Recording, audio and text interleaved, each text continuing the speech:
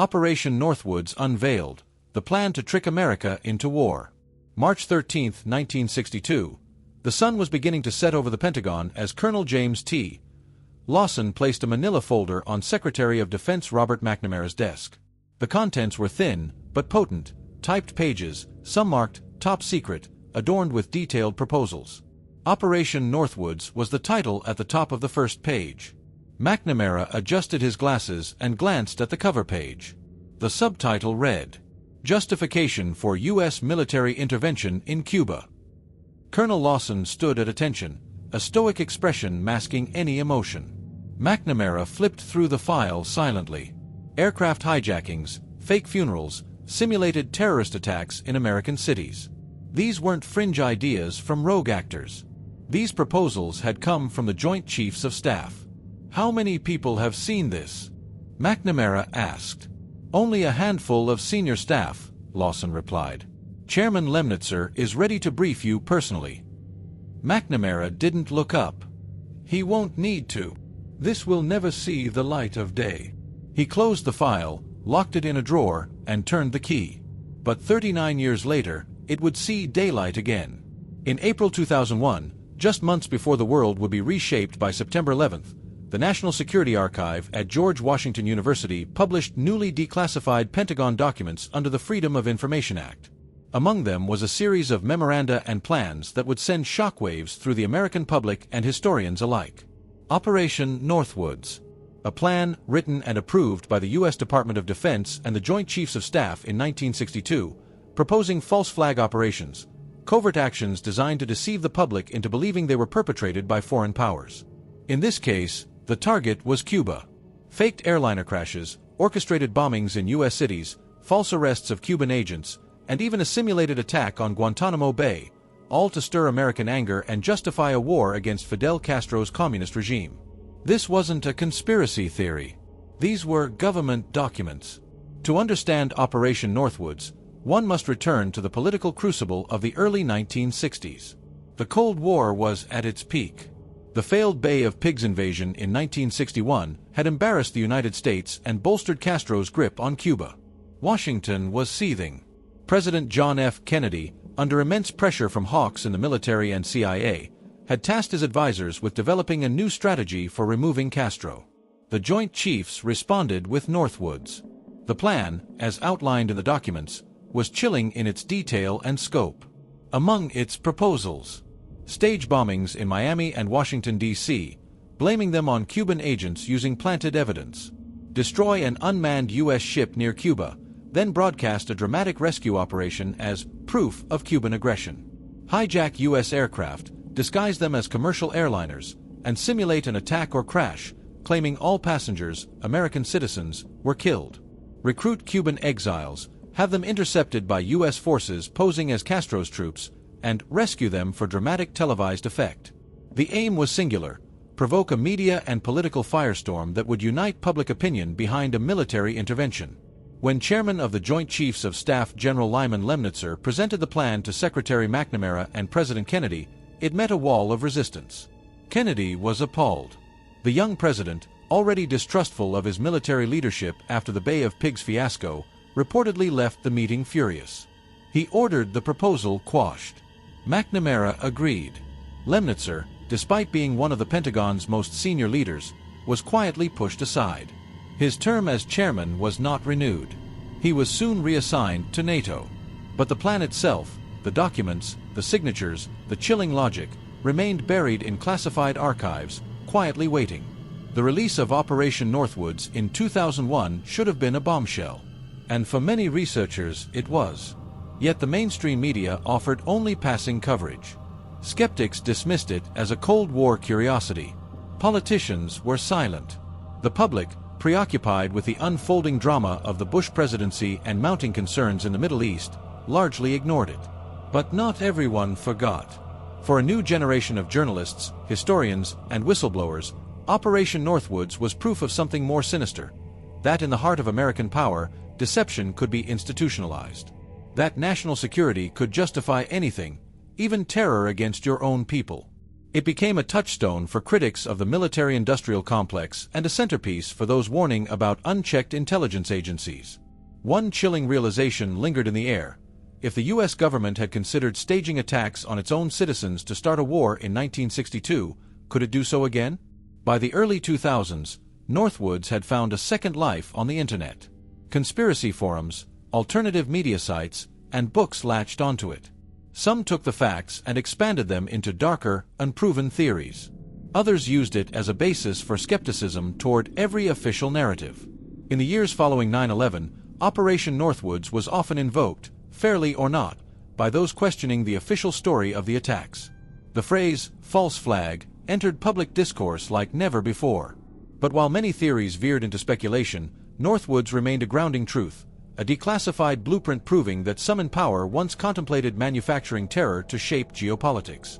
Delving into the individuals behind the operation reveals a fascinating cast of characters. General Lemnitzer, for all his patriotism, was an unflinching cold warrior. He believed that defeating communism justified extraordinary means. Beneath him, the Joint Chiefs each signed off on the plan.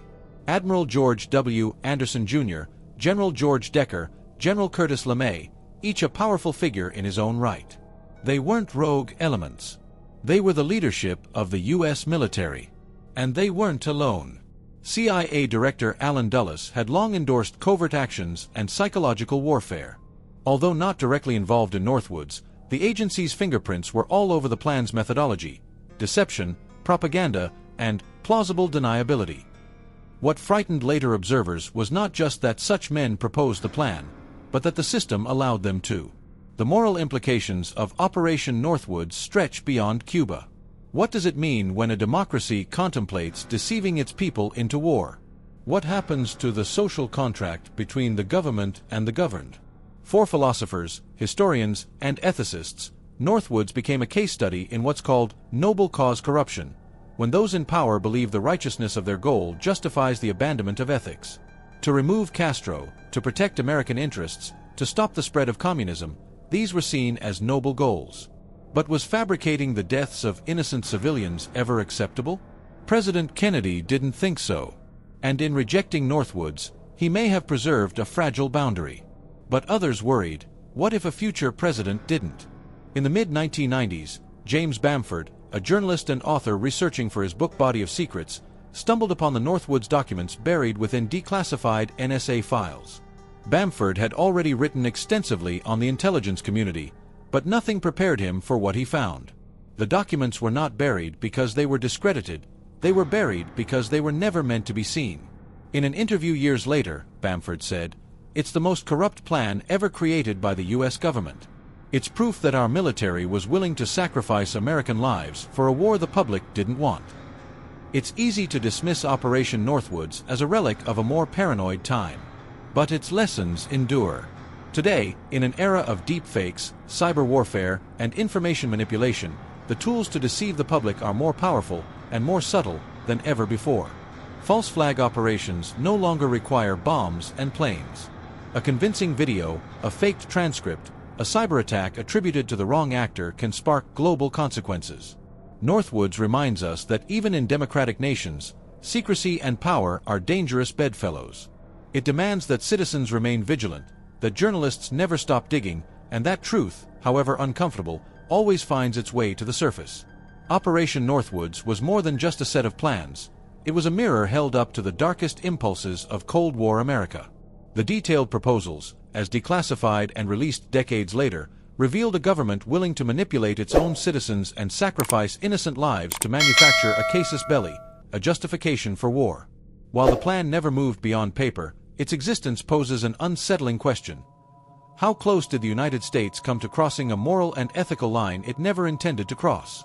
The context of the early 1960s is crucial to understanding why such an idea emerged. The Bay of Pigs invasion had been a catastrophic failure, humiliating the Kennedy administration and the CIA alike. Castro's regime was firmly entrenched, and the fear of communism spreading through the Western Hemisphere had reached fever pitch. The Joint Chiefs of Staff saw only one way to respond: direct military intervention. Yet public opinion was cautious, even wary, of further military entanglements. To circumvent that obstacle, Northwoods proposed a series of false flag operations, covert actions designed to look like enemy aggression but orchestrated by the United States itself. The methods proposed were ruthless and chilling in their clarity. They included staged attacks on U.S. military bases, such as a simulated bombing of Guantanamo Bay. The document suggested that the military could create incidents that would justify retaliatory strikes against Cuba. These incidents were to be broadcast to the American public, with the goal of inflaming outrage and creating a climate ripe for war. The plan went further.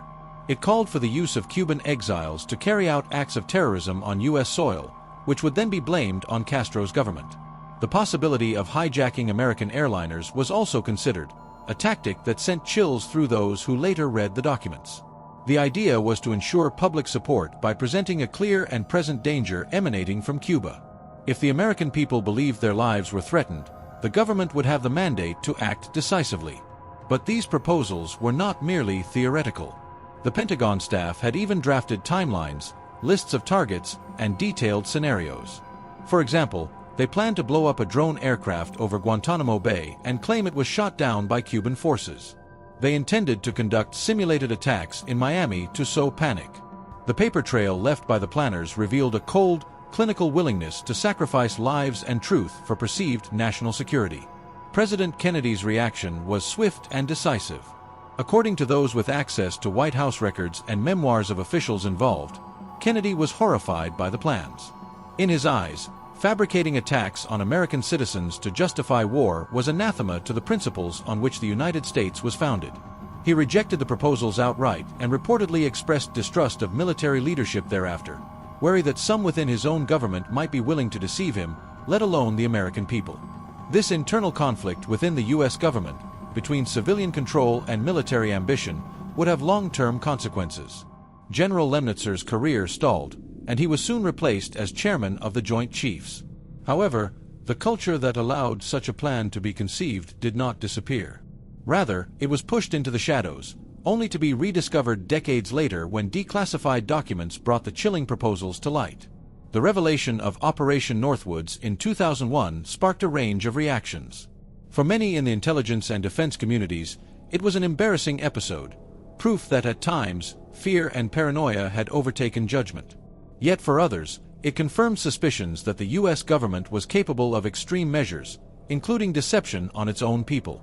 This revelation fueled a surge of interest and debate. Scholars and historians scrutinized the documents, debating what they revealed about Cold War mentalities and the ethics of government. Journalists published exposés, and conspiracy theorists seized upon Northwoods as proof of a shadowy state willing to lie and manipulate at will. The plan became a case study in how power could be abused under the guise of national security. Notably, the timing of the release, just months before the attacks of September 11, 2001, gave Northwoods a renewed and unsettling resonance.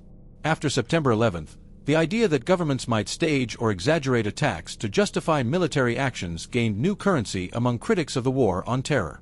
While no evidence has ever shown that any such staged attacks occurred after 1962, the existence of Northwoods planted a seed of doubt that continues to influence public discourse today. Digging deeper into the personalities involved reveals a fascinating and complex web of motivations. General Lemnitzer, a career military man, genuinely believed that the threat from Cuba, and by extension the Soviet Union, was existential. His endorsement of Northwoods reflected a mindset in which the ends justified the means. Similarly, other Joint Chiefs members signed the plan out of a shared sense of urgency and ideological commitment. The Cold War was a total war of ideas and influence, and many in the military saw any tactic as permissible in combating communism. Yet this mindset conflicted sharply with civilian leadership's ideals and constraints. President Kennedy's rejection of the plan underscored the essential role of civilian oversight in restraining military ambition and preserving democratic principles. This tension between military objectives and political ethics remains a central theme in U.S. governance to this day. The moral questions raised by Northwoods are profound. Would it ever be justifiable for a government to stage attacks against its own citizens to spark a war? The plan itself acknowledged that innocent people might die in these fake attacks. It proposed to manipulate public perception through media and propaganda. This violated fundamental democratic values of transparency, trust, and the protection of citizens. Philosophers and ethicists have long wrestled with the notion of noble cause corruption, where the pursuit of a perceived greater good leads individuals or institutions to abandon moral constraints. Operation Northwoods is a textbook example of this phenomenon. The architects believed removing Castro was vital to national security, and so, in their minds, any action was justified, even if it meant fabricating atrocities. Yet the rejection of Northwoods by President Kennedy preserved a crucial boundary. That line between necessary security measures and outright deception was maintained, at least in principle. Whether it holds firm in future crises remains uncertain, especially given advances in technology and media manipulation. In the mid-1990s, the story of Northwoods might have remained obscure if not for the work of investigative journalists like James Bamford. While researching for his book on the NSA, Bamford uncovered these documents in classified archives. His revelation to the public exposed the darkest corners of Cold War strategy. In interviews, Bamford emphasized how shocking it was to see military leaders willing to plot attacks on their own people, and how this contrasted with the public image of the U.S. military as protectors. His work contributed to a broader public awareness of government secrecy and the potential for abuse of power. Operation Northwoods became a symbol of the hidden dangers lurking within the national security apparatus. Over the years, as the Internet grew and alternative media expanded, Northwoods found a place in the collective imagination. The plan became a reference point in discussions about false flags and government deception. It was cited by some as evidence that governments might stage or fabricate crises to advance geopolitical aims. This fueled skepticism and sometimes mistrust toward official narratives, particularly during contentious events such as the Iraq War and the global war on terror.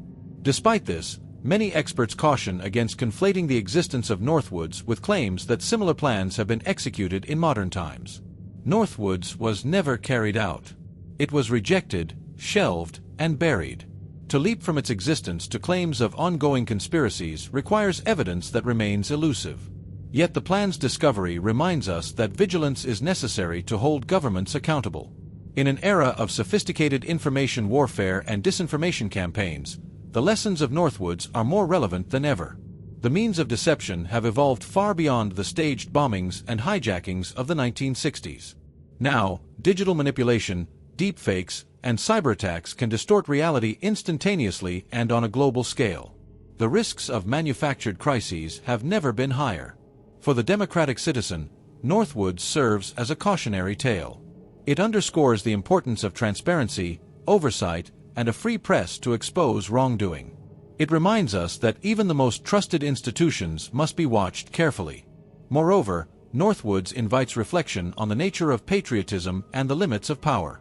True patriotism, it suggests, must include skepticism of those who claim to act for the nation's good but may sacrifice its core values in doing so.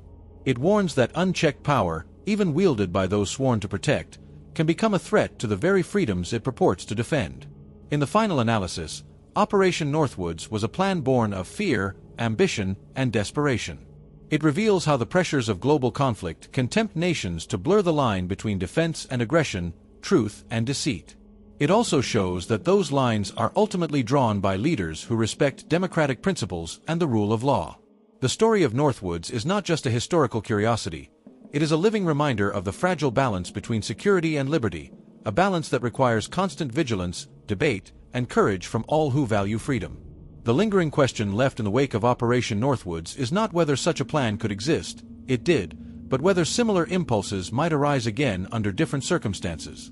History teaches us that governments, especially during times of crisis, can resort to extraordinary measures. The crucial difference lies in the mechanisms of accountability and the vigilance of a free society. In the years since the declassification of Northwoods, successive administrations have faced decisions about when and how to use military force. The shadow of this plan has been invoked, sometimes implicitly, sometimes explicitly, in debates about intelligence assessments and justifications for war. It has fueled demands for transparency and skepticism about official narratives. The United States wars in Vietnam, Iraq, and Afghanistan have all been marked by controversies over the evidence used to justify military actions. The experience of Northwoods lends weight to calls for independent verification, oversight, and critical media scrutiny before a nation commits to conflict. In popular culture, Northwoods has inspired books, documentaries, and countless discussions about the nature of truth and power. It remains a symbol of what happens when fear and ideology overpower ethical judgment. It challenges citizens to question the stories they are told and to seek the truth beneath official pronouncements.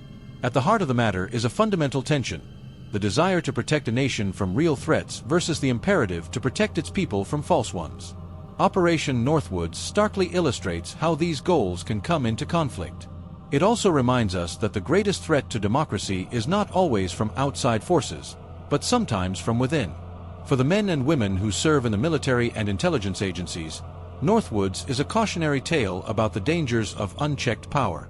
For policymakers, it is a lesson in the importance of ethical leadership and civilian oversight.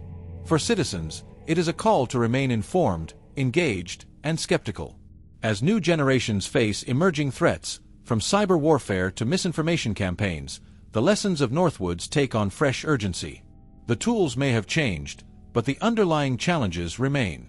In a world awash with information and competing narratives, truth becomes both more precious and more elusive.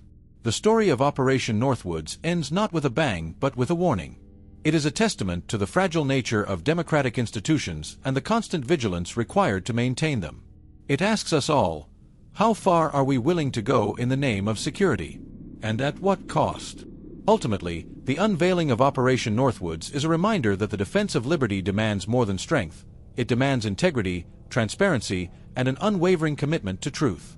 Only then can a nation truly protect its people from threats, both external and internal, without becoming the very danger it fears.